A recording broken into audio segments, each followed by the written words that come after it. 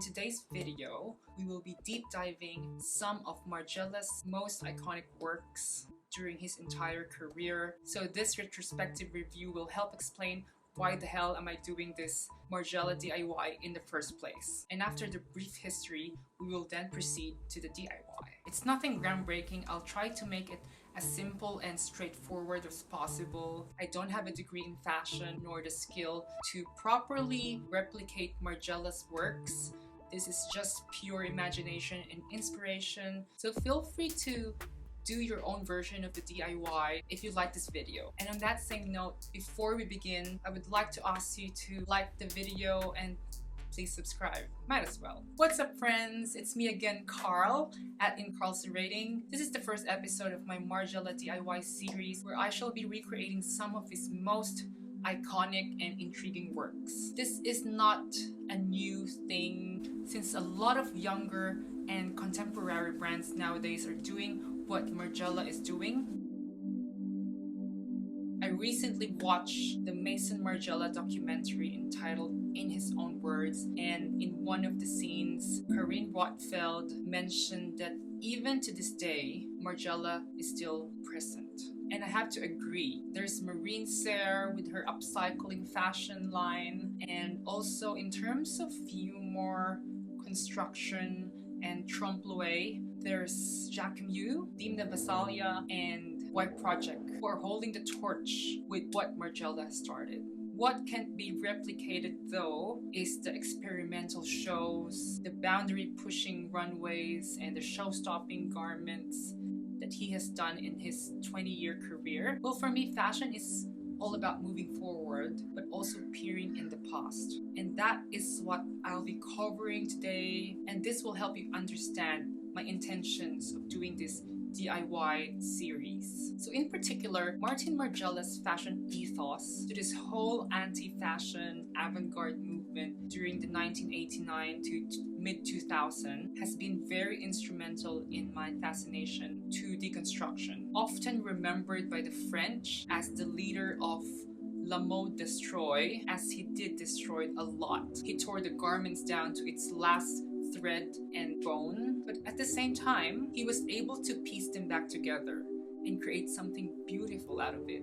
I hate to admit it though, I've taken Margiela for granted because I've only learned about him in 2009 when he left his brand. So I feel like this is my way of reliving the experience and celebrating him as one of the most influential designers in this era. So Maison Margiela is best known for transforming banal or familiar objects into showpieces, also called repurposing, which propelled his artisanal line in 1988 and his replica line in 1994. The concept is all about giving a new life to old abandoned pieces that are found in thrift stores or vintage shops and flea markets, and wearing these garments in a whole new concept. When I said repurposing in Margiela's universe, it's revolved heavily in shifting perspectives, and I will tell you why. First is the Porcelain Waistcoat for his autumn-winter 1989. From the broken fragments of the plates came the inception of building a vest. Another radical design he did was the top made from leather vintage gloves. So the unique top is from the 2001 collection, and since these iconic pieces are now collector's items, I found in resurrectvintage.com that it retails at $12,000 US, which is crazy. And another iconic pieces that he did was the sock sweater. So published in 2004, he curated a magazine called A Magazine, and in that issue, in that magazine, he did a step-by-step guide on how to construct a sweater made out of socks. Not only that, the sock sweater actually resonates the current fashion trend, which involves the fixation on the body. Now we see a lot of like bodysuits, body-enhancing outfits, and skin-tight garments popularized by the likes of Ludovic Saint-Sernin, Marine Serre, Dion Lee, Yeezy, and Kim Kardashian. Lastly, one of the most iconic pieces that he did was a jacket and a vest made out of belts. So this garment was from his Autumn-Winter 2006 collection. Also, because it was really popular, it was produced for the Maison Margiela for H&M collaboration in 2012. So what we get from this amazing pieces that he did was a cerebral concept, profound design execution, and an honest interpretation and presentation. I could go on and on about Margiela's amazing creations, but for now I shall be focusing on two of his best works, and these two works and pieces were my inspiration behind this DIY. For the first episode of the series, the piece that I wanted to recreate is an evening bag made out of wig. So MM6 used to be known as Line 6. It was born in 1997 and it was rebranded as MM6 in 2004. So MM6 is the diffusion line. It's like an entry-level, stripped-down RTW version of Maison Margiela, and the prices are more competitive and reasonable compared to the main line. But the MM6 pieces still resonates the usual anti-fashion avant-garde vision of Margiela. So this is the specific bag that I wanted to recreate. But since I want to be different, I will not blatantly copy the bag. So I'm just getting cues from the design, which reminded me that I've got this MM6 bag. It was a gift from Laurent. It features a triangular clutch. It's not leather. Features a cotton polyurethane tassel, which gives off that hyper-tactile element. So in the spring of 1998, he introduced a necklace bag. It was such a rare concept at that time. In that year, the Dior saddle bag became really popular, and at the same time, Gucci's iconic armpit shoulder bags were also in demand. And actually, I've been seeing a lot of those shoulder bags that young girls are wearing. I'm kind of getting over it. So again, going back to the purse bag that Margiela did, from afar, it looks like a typical bag worn on the neck. Features a simple purse with a metal lock clasp and a thin strap. But close inspection, we see the bag is made from a leather glove. So the simple yet conceptual sensibility of that bag from 1998 was one of my inspiration to make this DIY. You may think that Margiela is a con artist. He is just a designer with an elementary skill and talent, but this is where I wanted to introduce the artisanal line, also known as Line 0, or now known as the couture line, both for men and women. It was founded in 1988, and the concept of artisanal was to skillfully reconstruct new garments using things, objects that originally have a different function. So it may sound like an elementary school project for you guys, for you non-believers, but the operative word here is skillfully. And it is worth mentioning that Margiela graduated from the prestigious Royal Academy of Fine Arts in Antwerp alongside the best avant-garde designers, namely Anne de Meulemeester, Walter von Beirendonck, Chris van Asch, Dries van Noten, and many more. And without the need to explain, we can only expect the best from Margiela himself. So my second inspiration to create this DIY was the iconic wig coat from Spring-Summer 2009. In looks number 19 and 21, the 20th anniversary collection of Margiela presented this surreal coat made out of wigs. These wigs are discarded wigs that he found in vintage shops and flea markets, and the team individually dyed the wig to create that natural and even coloring of the natural hair. And this for me was the most perfect sample of Margiela deconstructing the codes of haute couture. Fur symbolized luxury, prestige, and fur is the ultimate status symbol of royalty and celebrities in Hollywood. So for him to create a fur coat made of cheap materials, and in this case a synthetic wig, and not only that, these synthetic wigs are found in thrift stores and vintage shops. So it was the perfect paradox and juxtaposition of the iconic coat, because for him, unique or handmade objects can still be luxury when combined with artisanship. For the said coat, the wigs are pieced together, and since each piece is crafted individually, no two pieces are exactly the same, which again echoes the main characteristics and codes of haute couture. Same haute couture discipline, but in the realms of avant-garde.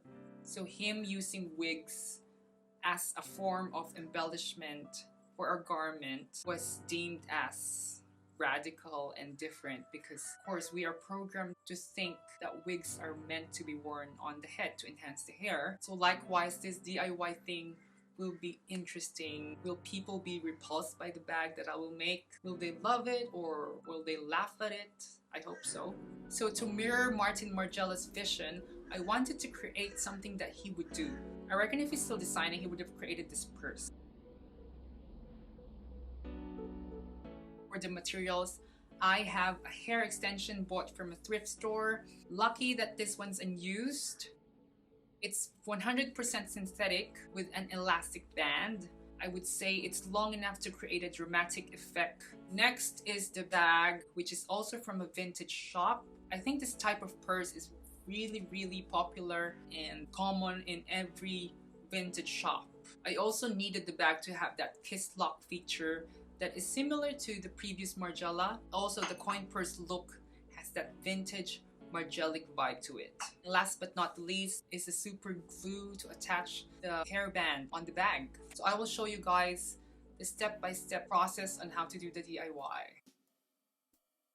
So this is the synthetic wig. It's 24 inches long. I chose black because I wanted it to look scary. So the bag has two sides. This is the one with the strap, like the metallic strap. You need to choose to attach the wig on the opposite side. Otherwise, the chain will get caught with the wig and it's gonna be messy. So that's the inside of the bag.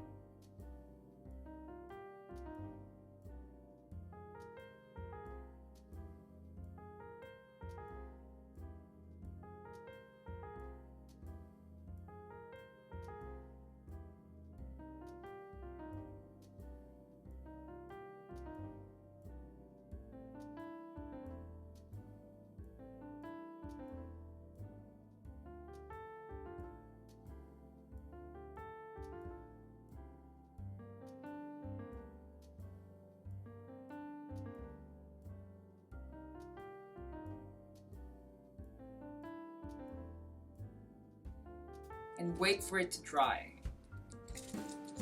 That's how it will look like. So we have this excess part of the extension and I think we are good to cut it. We'll see how we go. If the wig is messy, just relax and don't worry about it because we can still smoothen it out later.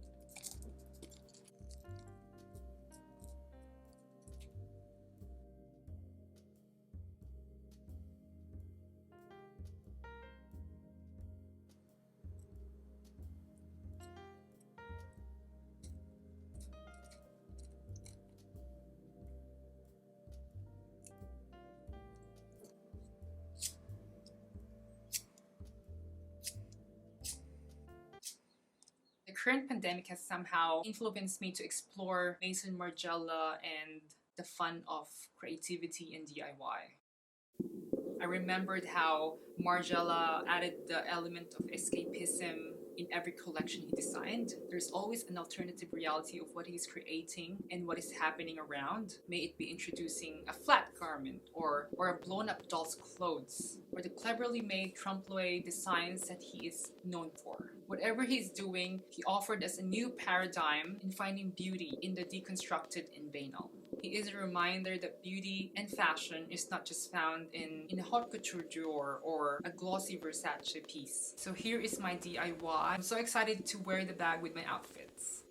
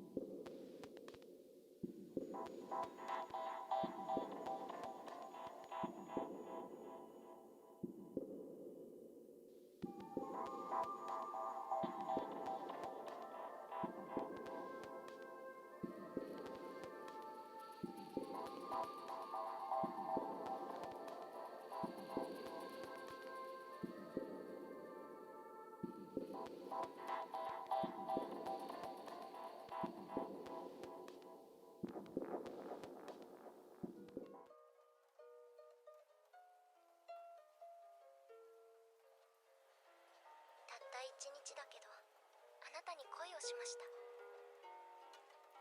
ありがとう。あなたに出会えて本当によかった。このまま消えてもいいですか？あ。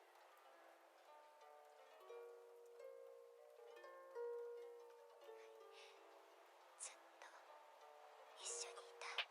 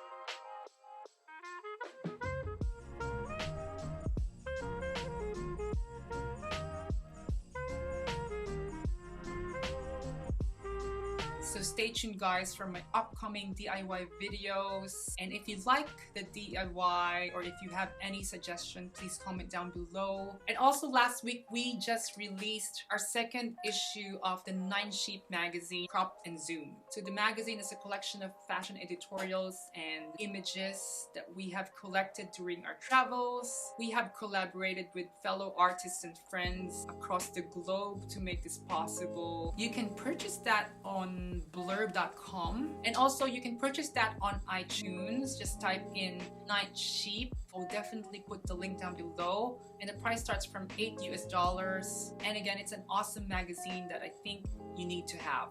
I shall see you again next time. Bye.